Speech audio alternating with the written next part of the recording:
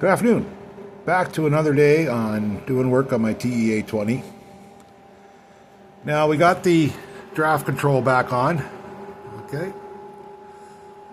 Worked around that pin not coming out, and there was no way I was going to get it out. 75 years of rust in there. So we did some modifications, made a new style pin. Hopefully it holds.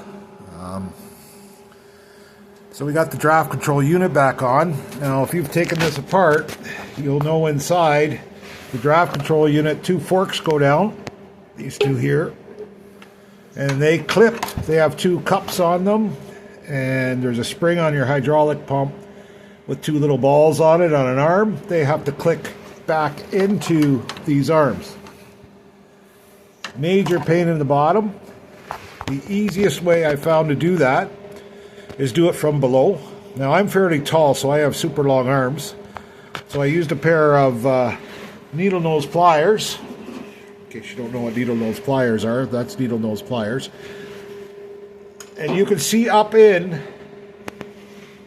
this compartment very easily, because these holes aren't very big, and whoever designed them must have had small hands, but I can tell you, I couldn't get my hands in there. I can get one partially in.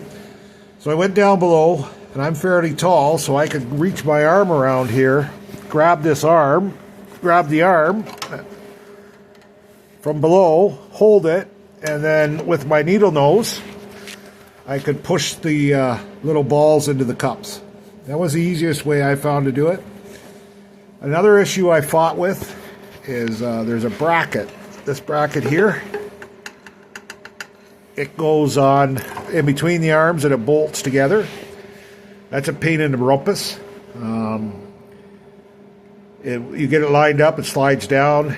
You can only get half of your hand in, so trying to hold it up and line it up by yourself is a bit of a problem. So what I did is I just took a piece of wire, literally, wrapped it around the center right here of the bracket, so I could basically hold it up with a piece of wire out here. I got it lined up so it slid up and down, pulled it up, then I could fit my other hand in there to put that little bolt in right here.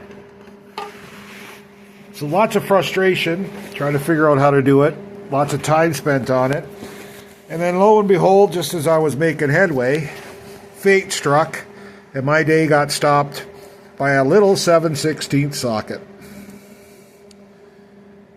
Now those bolts are quarters, so they take a 7/16 socket. Well, I dropped it.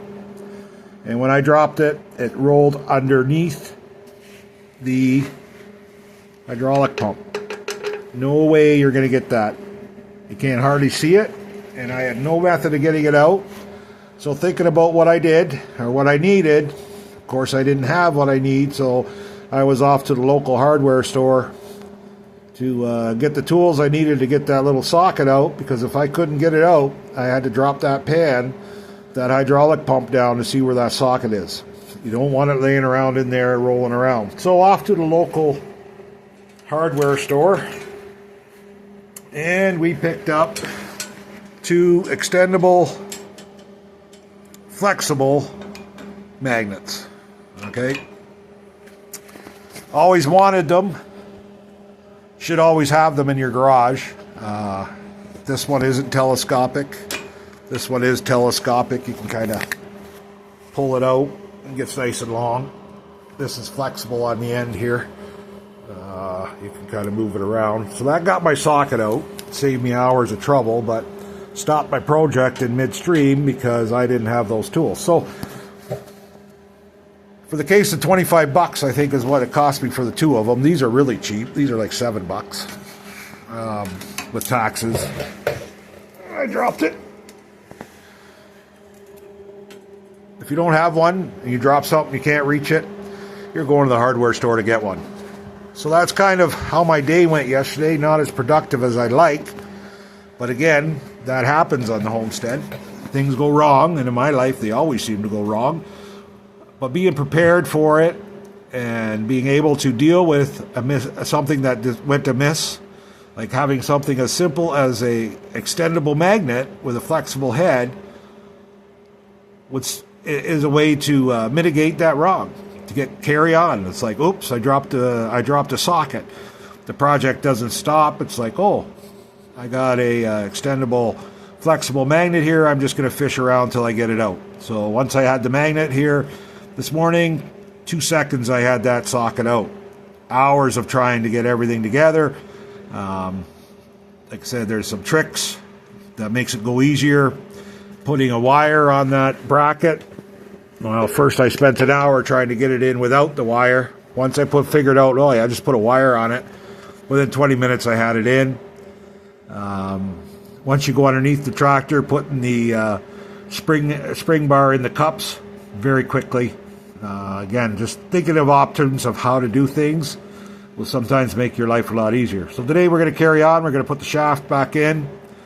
We're going to put the side plates back on. And hopefully we can then start putting a hydraulic system in for the front end loader. Anyway, you have a good afternoon, and tomorrow we'll give you, actually it'll be a couple days because I go back to work tomorrow for a few days. We'll update you on the progress. Anyway, you have a good afternoon, and this is River's Edge Homestead.